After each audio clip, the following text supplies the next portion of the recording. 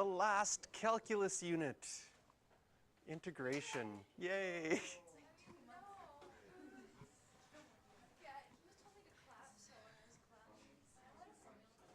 Yeah. So this last calculus unit is integration. Integration is the opposite of the derivative. It's working backwards from the derivative. However, derivatives are generally associated to Newton and Leibniz finding it in the 17th century, around there. Integration also finds areas under curves, and we can trace that all the way back to Archimedes and the Greeks, and they were using this before derivatives. But now that we know that there's a connection between integration and derivatives, we usually study it afterwards.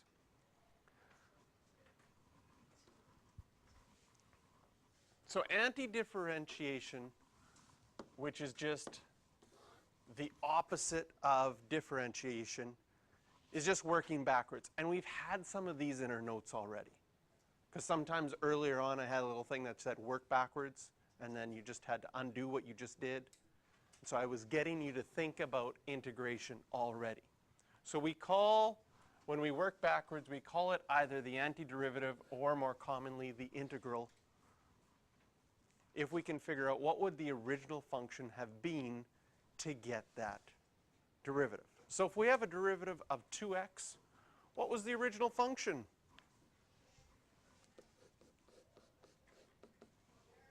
If you had to work backwards, it would have been x squared. Now, there's a possibility that it could have been x squared plus 5, or x squared plus 7, or x squared plus anything. So one of the things that we're going to do in our integration unit was we're always going to say x squared plus c, where c could be any real number. Because we could have any number at the end. Now, how does this relate to areas under curves, and how does that work? Well, let's say we graph 2x. So if I graph 2x, slope of 2, that would look like this. And if I wanted to find the area under the curve, say from 0 to 3. Well, we could do this. Oh, I should.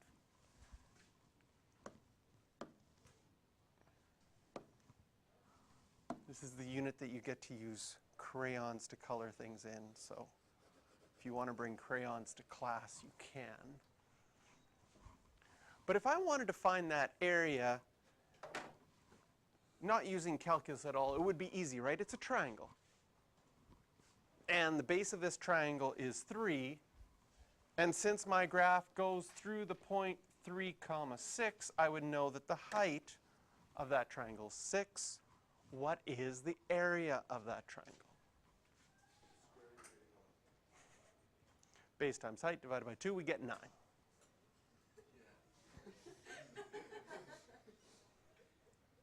And how does calculus help us find that? Well, if we did the integral, we got x squared. And we wanted to find the integral from 0 to 3. If you plug in 3, you get 9. And it works out nice.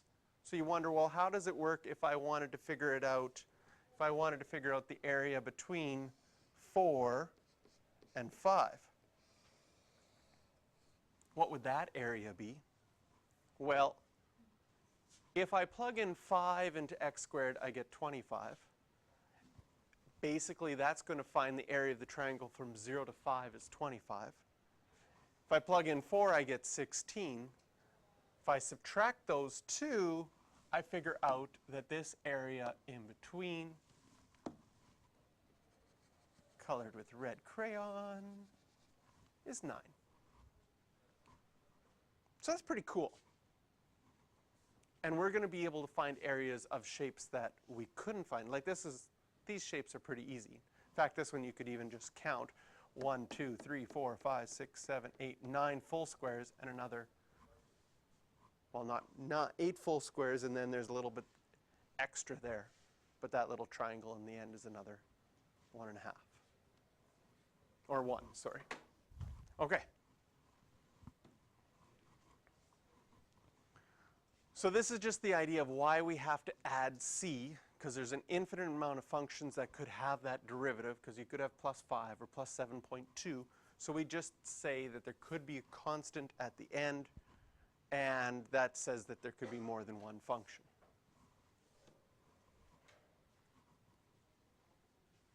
And we write it as this plus c.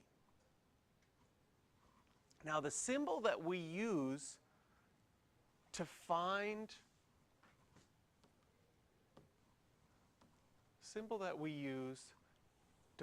the integral, or the indefinite integral, is this big S-like thing, kind of the same thing you see on a violin.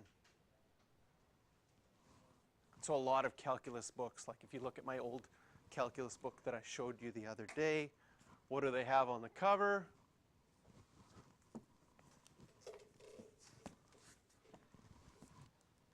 A violin or a cello or something.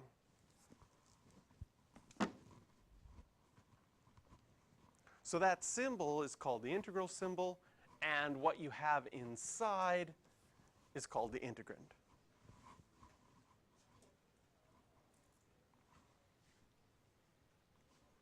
And whatever variable that you're doing the integral of is the variable of integration. Now you can always tell the variable of integration because integrals always end with this dx. That's telling you which variable you're doing your integration from. So they've got a function inside, the dx says do the integral with respect to x, and you have your integration sign. Just more notation. So we take the, if h of x, little h of x is the derivative of big H of x, then if you integrate it, you get the original function back plus c.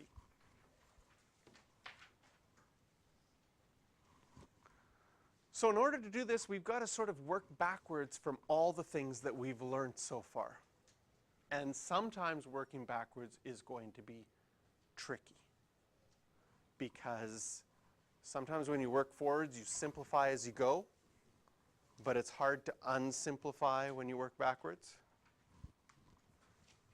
So if we start off describing what would we do if we were doing the derivative of x to the 5, well, you guys have done so many of these that you're pretty quick at saying that it has to be 5x to the 4.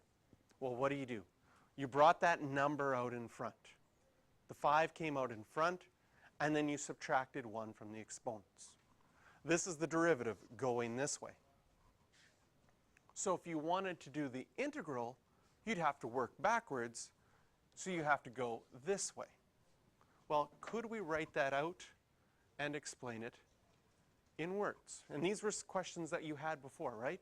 These are taken from your derivatives notes. If dy dx was 5x to the 4, well, you move that 5 back into the exponent, and you wrote x to the 5. And it said just find a function, so any one would be right, but if you wanted to list them all, you could do a plus c at the end.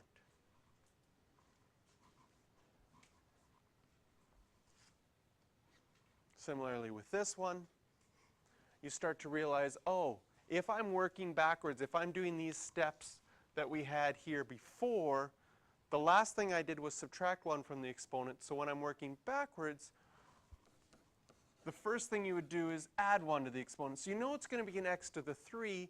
And what you did before is you said, well, what would have had to have been in front? So when I brought that 3 out in front, I get a 12. And you figure out that it's a 4. Now you're going to change in the next little bit, because you're not going to do that much thinking anymore, because we're going to develop a technique so we don't have to think quite as much. And then, of course, you could add c, where c is any real number, to that.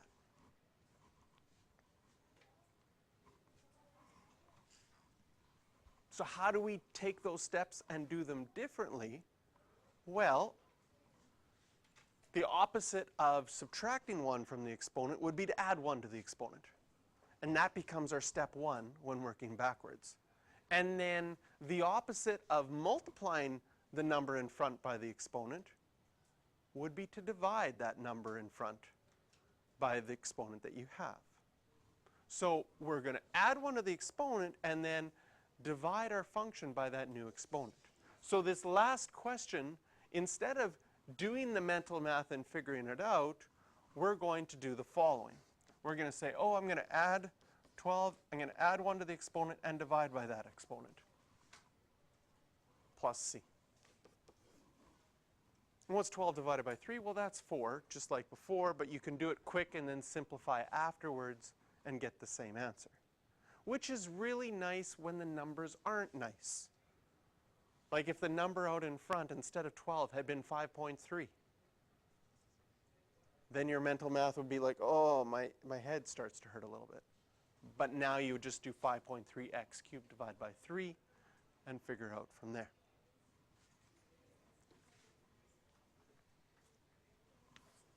And of course, step 3, for all of our indefinite integrals, we're always going to go plus c in the end. And this is how we write it out generally. So what do we have? We have here in the yellow, adding 1 to the exponent. That's step 1. Then here in green, dividing by that new exponent. And finally, step 3, adding the plus c. This will work for all powers except if n is a negative 1. And we'll have to look at that one later. Because if n is negative 1, and I add 1 to the exponent, I get 0, and then I divide by 0, then I have a problem. Dividing by 0 apparently is bad.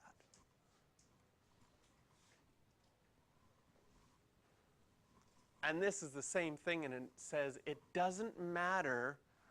The only thing different here is there is, in this wonderful highlighter that basically blocks everything out, there's an a in front. But if we go through our steps, we still, step 1, added 1 to our exponent. Step 2, divided by that new exponent. And step 3, added c. And color code this all up.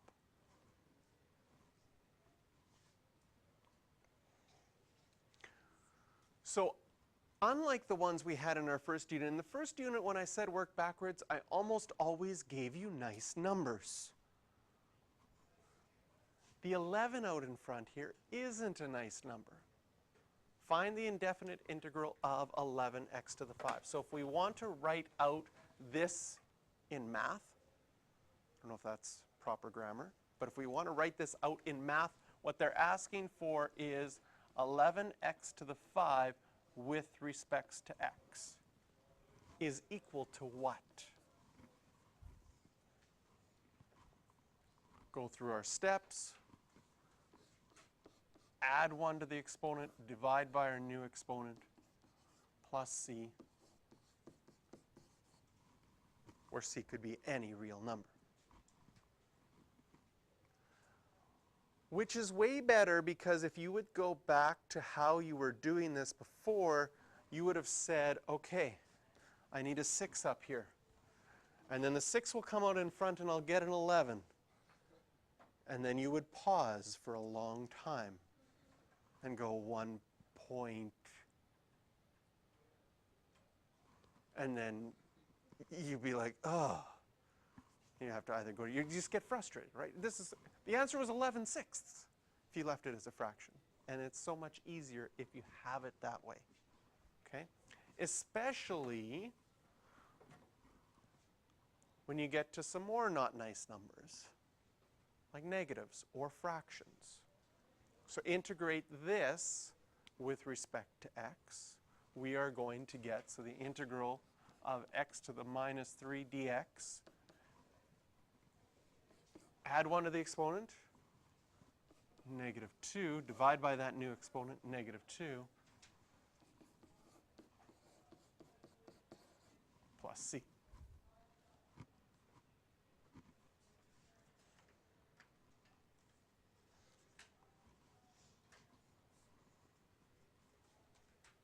And then we get into all the same sort of similar things that we've had before, like what do you do with square root signs? Well, just like when we did the derivative, we take a moment. Oh, and this is missing a dx there. It's on yours. Oh, I fixed yours, but not mine. So we take the time to change that square root to an exponent. And then add 1 to the exponent, divide by that new exponent, plus c. But now we have a fraction in a fraction, so we have to do some work. Dividing by 3/2 is the same as multiplying by 2/3. So when we simplify this, I multiply by 2/3.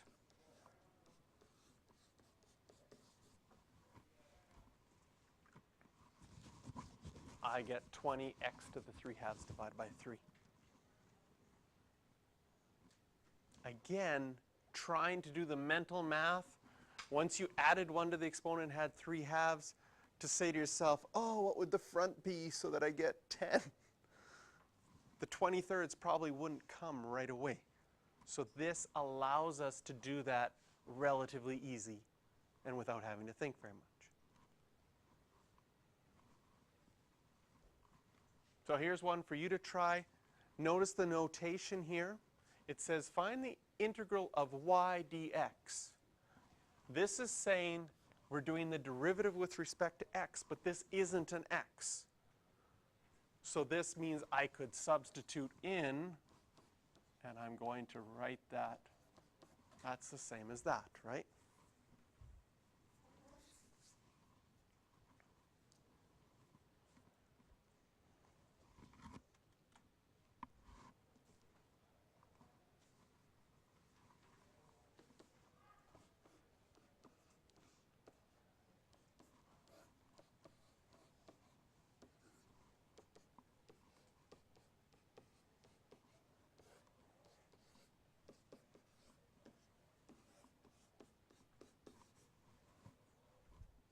You are going to get really good at adding 1 to things. So one of the benefits of the power rule in calculus and the integral. So you have to add 1 to 3/7, you get 10/7. And then you're dividing by a fraction. When you have a fraction inside of another fraction, that's called a complex fraction, and it needs to be simplified. So this is writing that answer as a single fraction in the end.